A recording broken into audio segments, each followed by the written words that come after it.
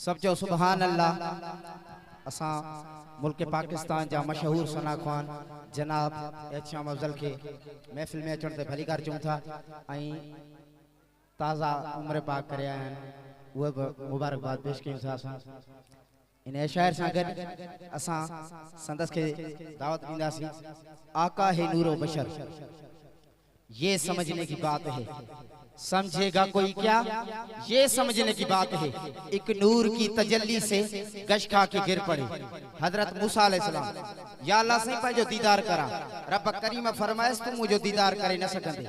मूसा तू मुझो दीदार करे न सकंदे, मुझो दीदार करण वारो आमना जो लाला। हथ खणी चओ सुभान अल्लाह। एक नूर की तजल्ली से गश खा के गिर पड़े।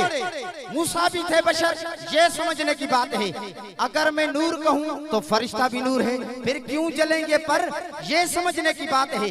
तो मैंने कहा तख्तो ताजो कलम नबी का है, तख्तो ताजो कलम नबी का है, सारा अरब अजम नबी का है। चौ सुभान अल्लाह। उसकी आंखें तुरश के सावन है, जिसकी आंखों में नम नबी का है। खुला ये राज शबे मेराज, कायनात के सीने में दम नबी का है। अर्शे आजम से पूछ सकते हो कितना ऊंचा कदम नबी का है, कितना ऊंचा कदम नबी का है।